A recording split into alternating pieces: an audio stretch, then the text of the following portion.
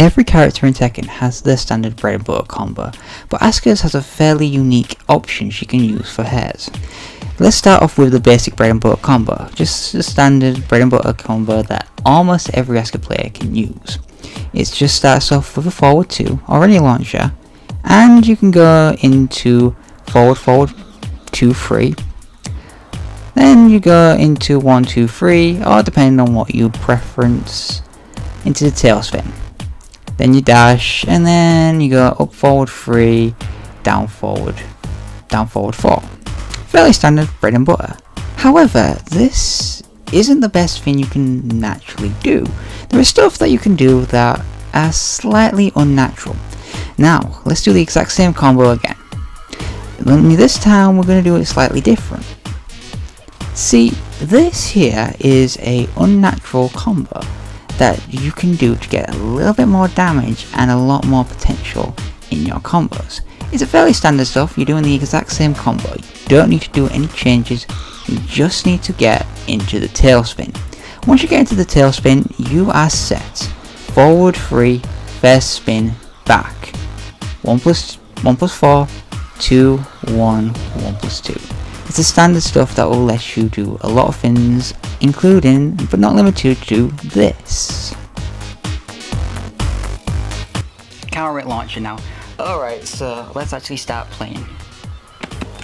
Get Soul Calibur out your brain. Which way do you get up? Thank you. We'll get into what I meant by which way I get up later. The fact is, this combo can be used for a lot more other stuff. For example, this type of combo. This is a wall carry combo that's fairly standard that you can use and is fairly good for wall carry and wall breaks. You can potentially get the 1 plus 4 into another 1 plus 4 into your standard ender, depending on what you're doing. This just happens to be a small stage that's perfect for doing this combo. However, it is fairly difficult to get around some things, for example the way the character works up, which we will talk about later. However, this is almost guaranteed if you get this on the right time. And let's move on to the scaling. The scaling can be a bit awkward because it can scale down the combo, but you can get potential wall breaks, balcony breaks, all that sort of stuff. However, it's also going to guarantee you the wall hit. As we're going to see, we're going to do the old ender and we can't get that wall. This is the problem with this, but there are problems with this combo as well. Namely, you could potentially screw up and do that, getting less damage and a bad setup for Roki, but you are getting 54 damage plus 21 damage, which is 75 damage, which is slightly better than 65 that you're getting. However, there are other things that are issues with this entire combo, namely if you whiff the last move and they tech up. And this can happen quite frequently. They tech up and they get you with a counter hit, potentially, if you do something wrong. But this has a certain way of getting around that as well, which we're going to now talk about.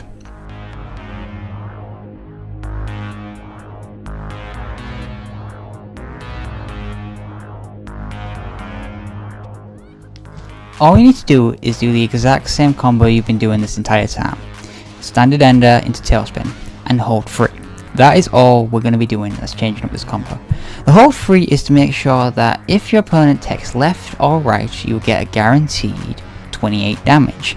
Potential reset at walls. And this is very good for the form of momentum, and you're going to be guaranteed to be next to him for Urki. So you just hold 3, forward 3, and boom goes the dynamite, and it should look a little bit like this. Ah damn it, I could punch that.